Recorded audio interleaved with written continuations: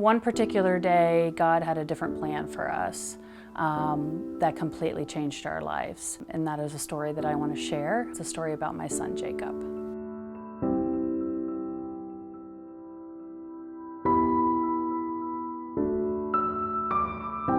One day after school, all the kids, I have 4 kids, and they were all downstairs working on homework, and noticed that Jacob was face down on the floor and wasn't moving. Called the squad. They came, weren't quite sure what had happened, they went ahead and took us on to the hospital, and they thought initially that it was the flu. We took him home from the hospital, and a few days later at school, I was at work and got a phone call from Jacob's school that he had just fallen down and had a grand mal seizure. So we took him straight to the hospital. They ran tests. We went through MRIs, several different hospitals, EEGs. Basically, they told us he was diagnosed with pediatric epilepsy out of nowhere. The doctors at that point started prescribing medication for him. The first medication wasn't working, so then they added a second and then a third, and when they wanted to add another one, we were just like, no, my son wasn't Jacob anymore. He was, very sterile and just wasn't himself. He was kind of like a zombie. At that point, we were desperate. We were looking into medical marijuana. We were open to all options. And then I got a phone call from a friend of mine who had saw one of my social media posts. I was grieving so bad for my son and watching him go through this pain. He was having up to 60 seizures a day. My husband and I were pretty much numb at this point. Social media was an outlet for me to ask for prayers, to help us find answers. And when my good friend Sharon saw my post, she gave me a call and changed my life. I saw on Facebook, of course I'm browsing through it, and I saw little Jacob with his head wrapped up in gauze. And I thought, what's going on here? And with that, at that moment, I got from the Holy Spirit, it's his C3. I didn't know what a C3 was. I just knew it was his C3, and I had to call Becky. Sharon, she was very specific when she called me in that I want you to at least go and talk to this doctor. I think it's his C3. His spine's too straight. It's too straight and it's pulsating on his spinal cord, creating this light in his head. And I could see the light in his head. And with that, that's what's causing the seizures. Of course, they've checked his spine, right? And at that moment, Becky said, no, they hadn't checked his spine. I'm like, why not? What's going on here? It's his C3.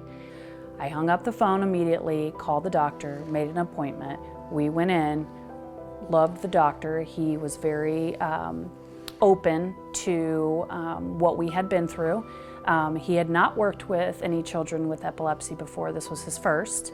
But he took the x-ray and confirmed what Sharon had told me on the phone. She kept being told that it was C3, which I didn't know what that meant.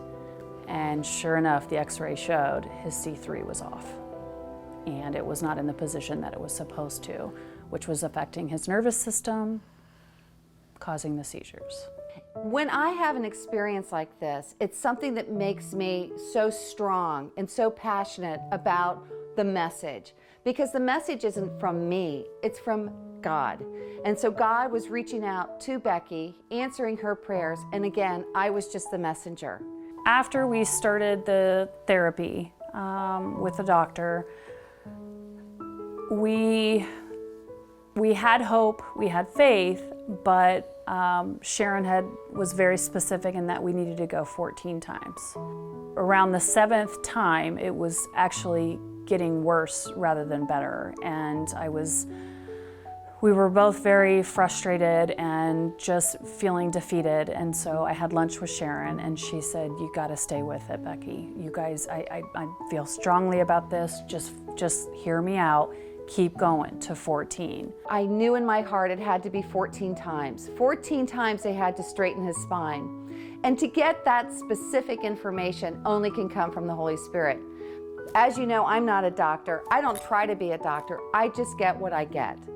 And so Becky and I met 2 weeks later, and after those 2 weeks, she said she was not going to go further, that it was going to be too hard, wasn't working, the medication was still strong. And I looked at her and I remember thinking, do it, just keep going. So we did. We kept going, and we took him 3 times a week. And on the 14th, his seizure stopped. It's funny, it was social media. That Monday morning, I remember coming into my office, and of course I was looking at my social media and seeing what was going on over the weekend, and I realized there was a miracle that had happened, that his seizures had stopped. And we, of course, were so excited that this had happened. But this is a great example of God's healing and God's grace. And this is all from God. And that there's hope out there, and that there's more to just what we know now in history, and that we should be open to hope and to faith. I do consider this a miracle. This is by the grace of God that my son was cured. Sharon was our messenger, and I never felt more blessed in my life that through her, we were able to save my son from having to suffer from these seizures for the rest of his life. So that is all God. Jacob, why do you think that God gave you seizures? I felt he gave me seizures because he knew I was strong enough to take them and to get rid of them, and to go on this video to help other parents know how to get rid of epilepsy with their kids. That's a great thing, right? We want to make a difference, don't we? Why should we help other people? Because it's the right thing to do, and God's people shouldn't be going through this stuff. No, they shouldn't. You're a strong boy, huh? Yeah. Who loves you? You How much? so much.